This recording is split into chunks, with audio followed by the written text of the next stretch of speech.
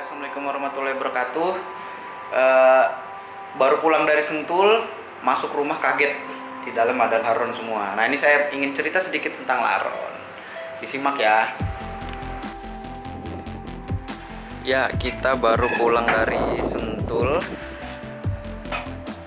Tadi begitu masuk rumah ternyata ada fenomena yang lumayan mengagetkan. Nah, ini di depan banyak laron. Tuh, kayaknya semalam itu hujan deras dan memang sekarang lagi musim laron. Dan pas kita masuk pintu, cus di bawah tuh penuh di ruang tamu. Di ruang tamu penuh. Nah, di belakang pintu juga penuh. Penuh semua. Bahkan masuk ke kamar, ternyata ada beberapa sebagian yang masuk juga. Laron. Nah, ini fenomena yang lumayan ya, padahal kasur udah dirapihin ya, untung monster aku nggak apa-apa. Nah, fenomena laron tuh, lihat penuh banget nih, ini di ruang tamu loh, tuh udah mulai disemutin dan udah mulai kering. Nah, saya mau ngasih pengantar sedikit tentang laron. Mungkin pasti di sini banyak dari kita yang sangat membenci laron, menganggap laron ini musuh, bikin repot. Nah, saya ingin menggambarkan sedikit paradigma tentang laron. Historinya, laron itu adalah rayap. Nah, laron itu rayap saat musim hujan. Memang mereka bermetamorfosa, keluar sayap dan terbang. Itu adalah siklus tahunan. Biasanya ini terjadi jika di daerah yang ekosistemnya masih bagus dalam arti masih banyak kayu, tempat makanan mereka. Memang di lingkungan saya ini, di samping kebun kan masih banyak peti juga, mereka makanin itu. Kalau kusen sih enggak ya, mungkin di batang-batang belakang sini kan masih ada hutan-hutan kecil. Nah, pada makan di situ, terbang ngumpul. Nah, saya sangat senang sekali kalau di sini justru malah banyak laron. Tandanya ekosistem masih bagus, masih seimbang. Nah, laron ini pun nanti nggak akan saya apa-apakan, disapu, habis disapu lalu taruh di kebun. Biarin aja lemparan di kompos. Nah, nanti itu akan terdekomposi menjadi asam amino. Asam amino itu sumber dari protein. Protein itu nanti jadi asam amino nanti mempermudah proses pembuahan. Itu nutrisi untuk buah sangat bagus sekali. Makanya burung-burung kan doyan juga laron. Nah, itu proteinnya tinggi. Makanya kalau misalnya di rumah ada banyak laron, kumpulin aja, nggak usah bernegatif thinking. Mereka makhluk ciptaan Tuhan juga, ciptaan Allah. Nah, mereka mau hidup juga, mereka siklusnya pendek kok. Begitu jadi keluar sayap, udah mati. Nggak akan kemana-mana. Dan mereka nggak gigit. Paling ya kusen dan perabot yang kena. Ya nggak apa-apa lah, namanya material organik, wajar setahun sekali atau 2 tahun sekali atau berapa tahun sekali kemakan rayap dan harus kita ganti. Nggak apa-apa. Nah, itu sekian tentang laron.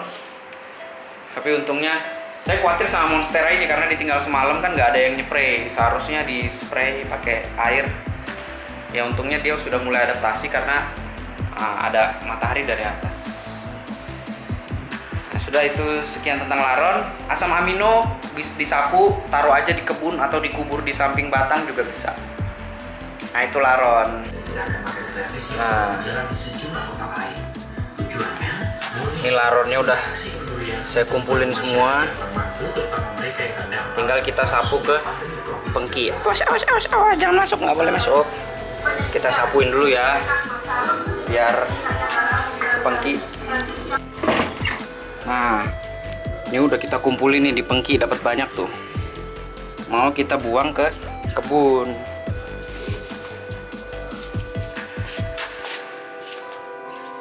Sip. Nah, ini kan ada dirty kompos. Awas. Udah nih, tinggal kita taruh aja di sini.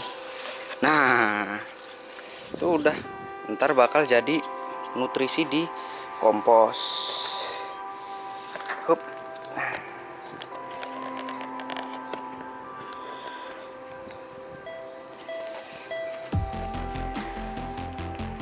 Ya, jadi itu ya, sekian pemanfaatan laron. Karena saya tahu banyak yang masih membencinya. Sebel banget kalau misalnya ada laron. Tadi udah saya sapuin. Nah, udah saya sapuin terus kumpulin. Nah, lumayan nih dapet segini nih, nggak kelihatan ya. Tuh. Nih, mikroorganisme tuh. Si luwing, jadi dia bikin lubang di bawah. Gitu ya. Jadi laron itu sebenarnya bukan hal yang buruk. Dia justru menandakan ekosistem di sekitar sini masih bagus. Sebagai contoh aja, di rumah saya sejak kecil itu di Narogong, di rumah orang tua, itu udah nggak ada lagi laron. Udah nggak ada lagi. Memang dulu waktu kecil banyak. Setiap tahun tuh saat musim hujan pasti ada nih laron-laron rame kayak begini siklusnya. Cuman sekarang udah nggak ada lagi. Udah berapa tahun ini nggak ada. Nah, kebetulan di rumah saya ini di Setu masih ada laron, masih banyak. Karena di sekitar sini masih banyak tanah kosong, masih banyak hutan-hutan kecil juga. Nah, berarti itu pertanda yang baik ya. Kalau misalnya di rumahnya banyak laron, seharusnya berpositif thinking. Karena berarti rumahku ekosistemnya masih bagus. Berarti masih balance, masih ada laron, masih ada balok-balok kayu untuk makanannya dia. Gitu. Oke, sekian, terima kasih. Itu sedikit pemanfaatan tentang laron ya. Di daerah-daerah lain kalau nggak salah ada yang dibikin peyek. Memang itu sumber protein. Kayak di film Madagaskar itu kan ada apa? Ini mantis. Hey, kamu lagi ngapain? Apa namanya, cencorang.